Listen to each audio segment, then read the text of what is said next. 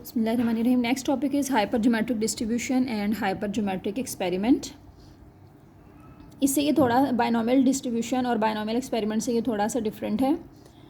उसमें ये था कि सक्सेसिव ट्रायल्स इंडिपेंडेंट थे, इसमें सक्सेसिव ट्रायल्स डिपेंडेंट होंगे, ठीक है। और उसमें जो जितनी भी हम टॉस वगैरह करते हैं किसी चीज़ को या फिर ड्रा करते हैं, रोल करते हैं, वो विद रिप्लेसमेंट होता है, यहाँ पे विदाउट रिप्लेसमेंट होगा, ठीक है। और दूसरा इसमें ट्रायल्स डिपेंडेंट होंगे।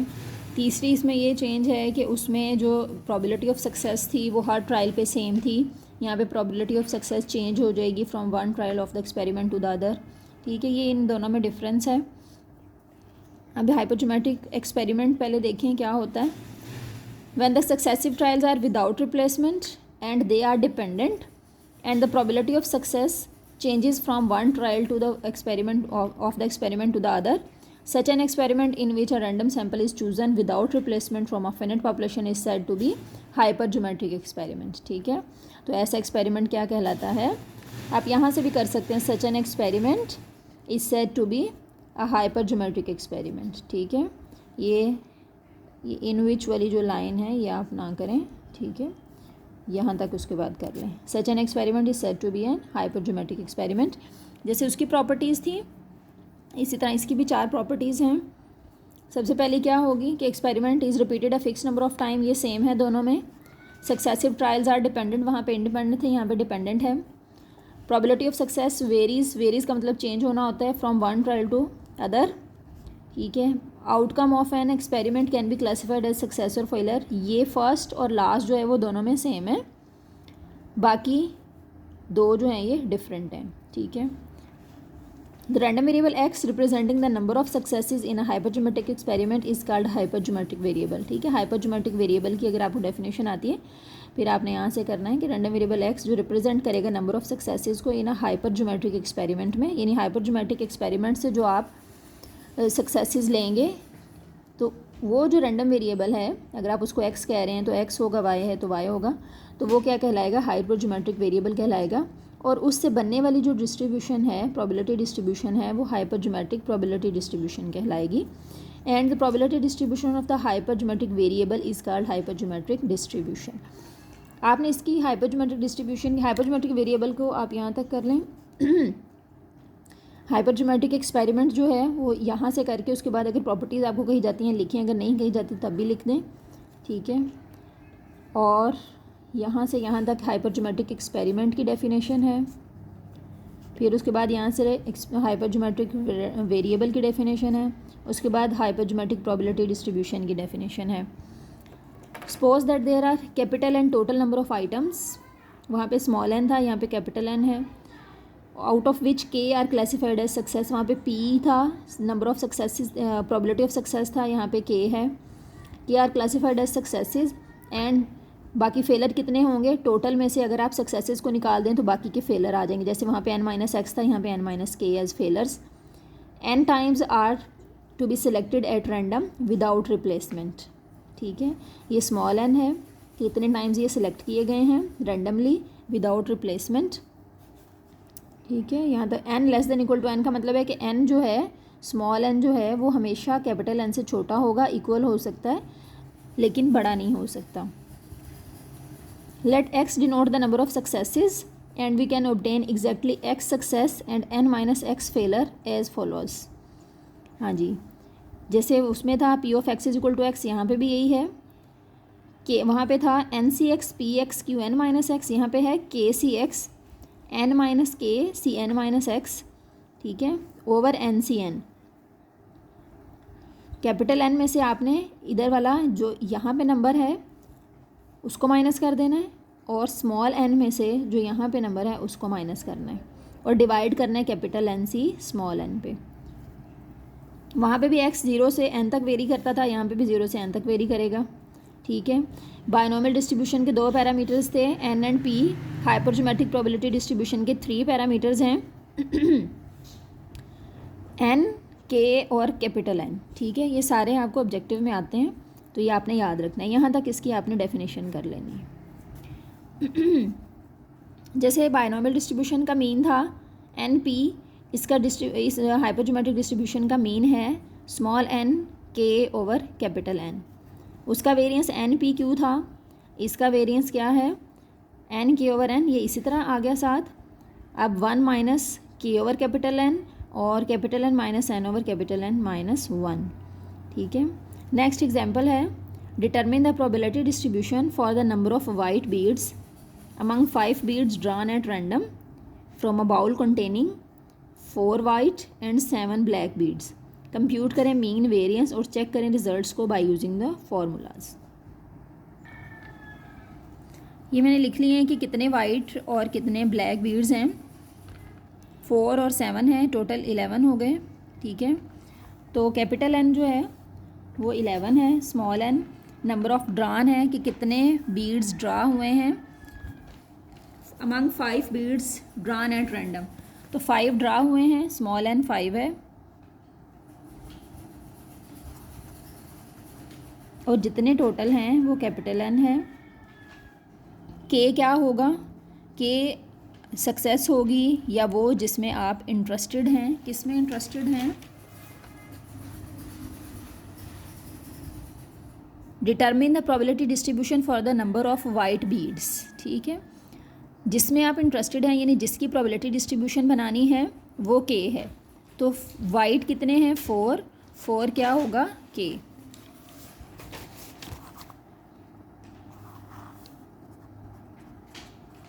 के 4 है। ठीक है, बस यही आपको चीज़ें चाहिए, बाकी सब इसी में से बन जाएगा।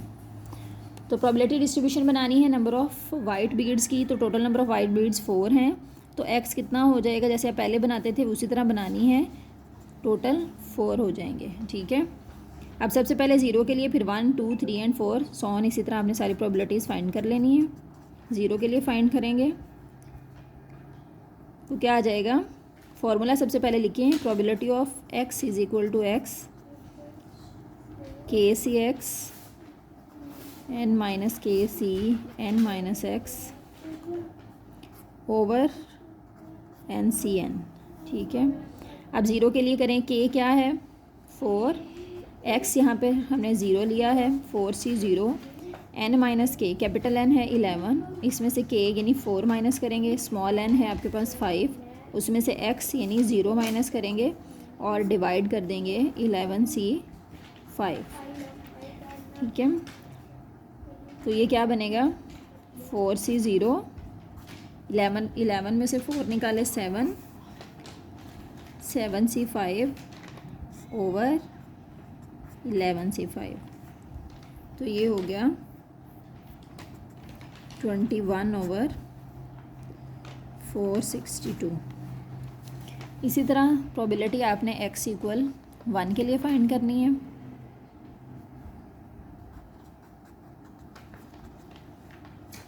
फोर सी 1 के सी 1 एन माइनस के यही रहेगा। ठीक है, क्योंकि के आपका 4 रहेगा तो एन माइनस के भी यही रहेगा, 7 ही रहेगा।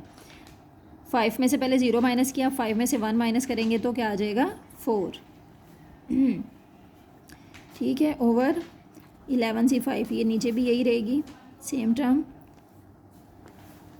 140 ओवर 462।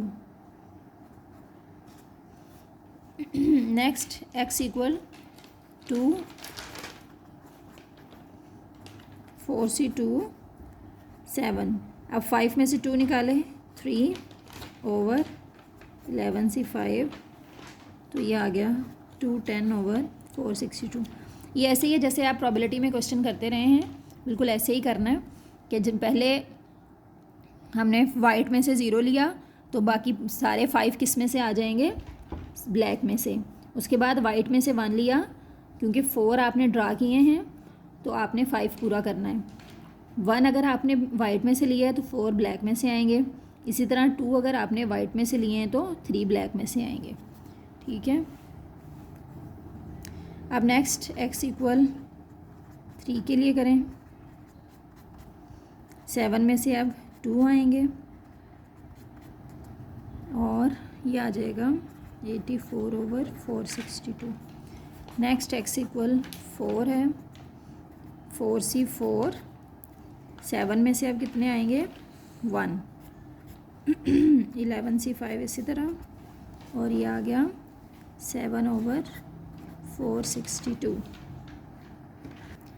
एक्स की वैल्यूज़ लिखें अब, क्योंकि प्रोबेबिलिटी डिस्ट्रीब्यूशन बनाने का कहा था, तो प्रोबेबिलिटी डिस्ट्रीब्यूशन कैसे बनती है, जब एक्स की वैल्यूज़ और एफ ऑफ एक्स की वैल्यूज़ आप लिखते हैं 2 कॉलम्स में, तो वो प्रोबेबिलिटी डिस्ट्रीब्यूशन बनती है। 0, 1, 2, 3 एंड 4।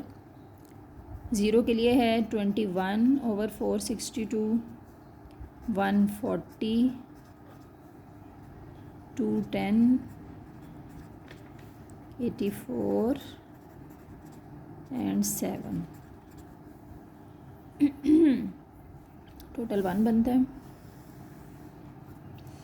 हाँ जी, नेक्स्ट इतना हो गया डिटर्मिन द प्रोबेबिलिटी डिस्ट्रीब्यूशन। अब मीन एंड वेरिएंस फाइंड करने के लिए भी कहा हुआ है।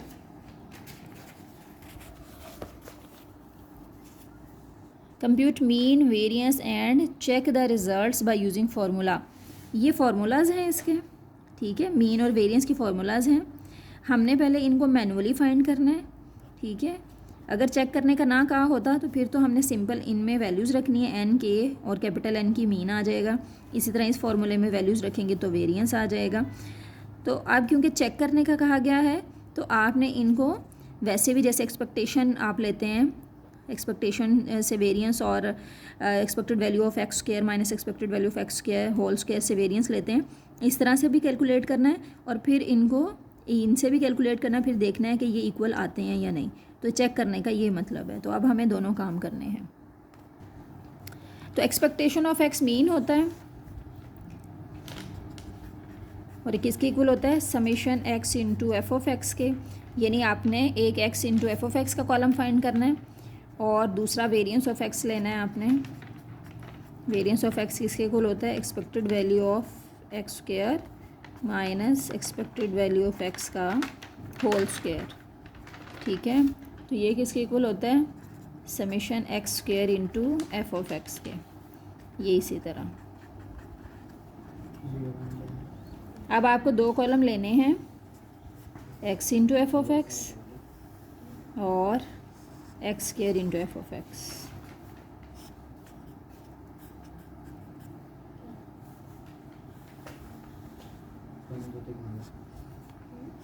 X into F of x लेंगे 0 आ जाएगा। Next 140/462, 420/462, 252/462 and 28/462। तो ये हमारे पास सम आ गया 840/462।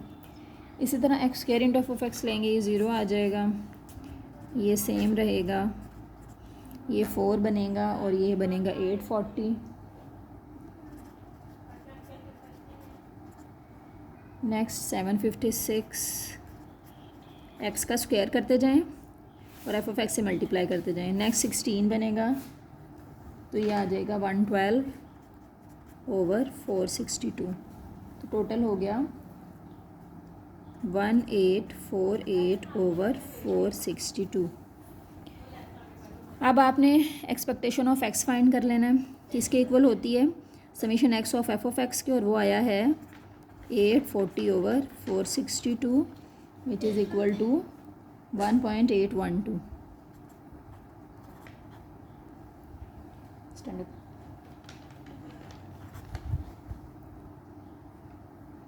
8182। Next variance of X find कर लें, समेशन एक्स के into F of X minus 1.8182 का होल स्क्वायर और ये आ गया 0.6942। अब आपने रिजल्ट्स चेक करने के लिए फार्मूलाज लगाने हैं मीन के, ठीक है।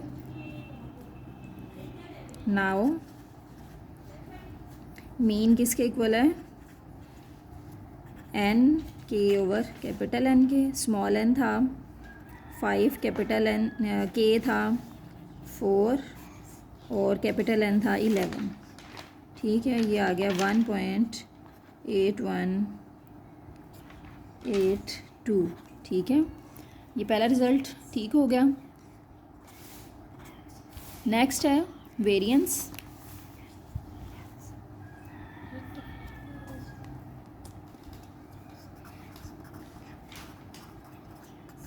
वेरिएंस का फॉर्मूला लिखें, N K over capital N, 1 minus K over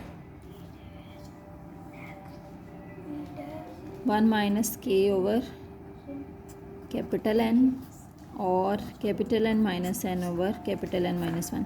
ये जहाँ बुक पे लिखा हुआ है ये थोड़ा डिफरेंट है। ये N minus K over N लिखा हुआ है, जब आप इसका एलसीएम लेंगे तो N minus K over N ही बनेगा। 1 माइनस के ओवर एन का जब आप एलसीएम लेंगे तो N minus K over capital N ही बनेगा।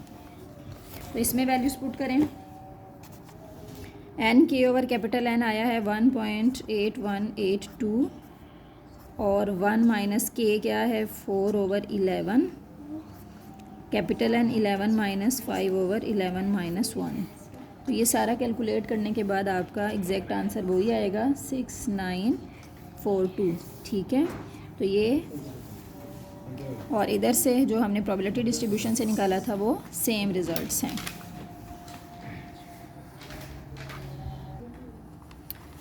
नेक्स्ट एग्जांपल देखें। 10 vegetable cans, all of the same size, have lost their labels. It is known that 5 contain tomatoes and 5 contain corns. 10 vegetable cans हैं, उनके labels जो हैं वो lost हो गए हैं। तो ये बस पता है कि 5 में टोमेटोज़ हैं और 5 में कॉर्न्स हैं। If 5 are selected at random, what is the probability that all contain tomatoes. अब आप जो इंटरेस्ट है वो टोमेटोज़ में है, तो के जो है वो आपका नंबर ऑफ़ टोमेटोज़ हो जाएगा। What is the probability that 3 और मोर कंटेन टोमेटोज़। क्या प्रोबेबिलिटी है कि 3 और 3 से ज़्यादा में टोमेटोज़ हों। अब आपने सारी प्रोबेबिलिटी डिस्ट्रीब्यूशन नहीं बनानी 0 से लेकर 5 तक, अब आपने सिर्फ 3 और मोर जो है उसकी प्रोबेबिलिटी फाइंड कर लेनी है। कितने कॉर्न्स हैं और कितने टोमेटोज़ हैं, 5 हैं, तो टोटल हो गए 10। कितने सेलेक्ट हुए हैं वो स्मॉल एन है। 5 आर सिलेक्टेड एट रैंडम, तो स्मॉल एन 5 है और कैपिटल एन 10 है। इंटरेस्ट जो है वो टोमेटोज़ में है, तो के 5 हो गया। ठीक है, अब दो चीज़ें आपने यहाँ पे फाइंड करनी है, एक तो प्रोबेबिलिटी 3 और मोर की फाइंड करनी है, दूसरे आपने ये करनी है कि what is the probability that all contain tomatoes. ठीक है, दो चीज़ें हैं, ऑल कंटेन टोमेटोज़ और दूसरी है 3 और मोर कंटेन टोमेटोज़।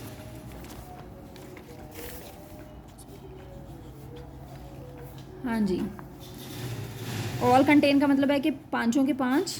ठीक है, x इक्वल 5 आपने करना है। तो सबसे पहले आप फॉर्मूला लिखें, के C X N minus K C N minus x.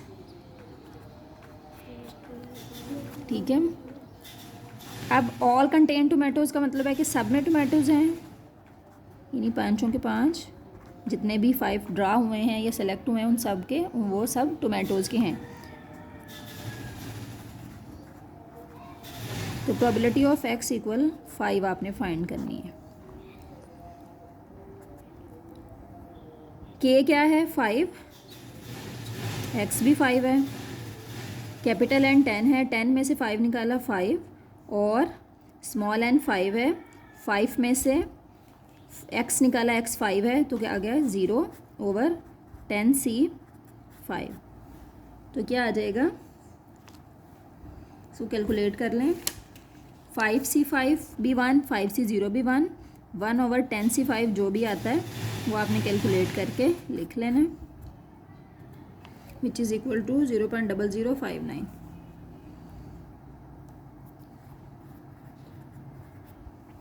Next है कि प्रोबेबिलिटी 3 और मोर कंटेन टोमेटोज़।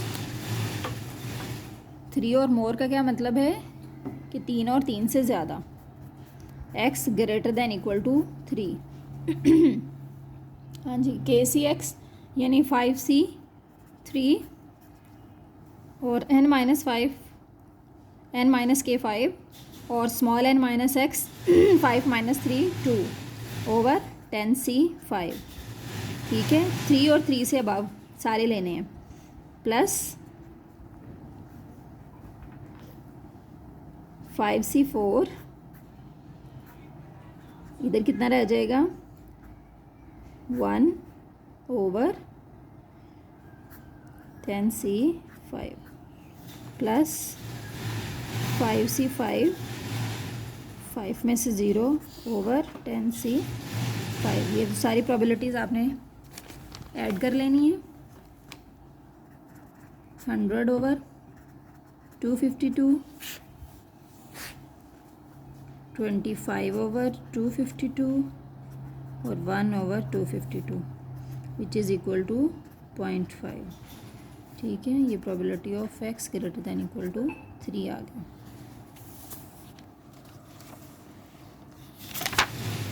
एक्सरसाइज में जो इससे रेलेवेंट क्वेश्चन है वो ये 3 हैं, 25, 27 एंड 28। ठीक है, ये सारे करें, फिर उसके बाद ये फिल इन द ब्लैंक्स करें, ऑब्जेक्टिव ये सारा करें।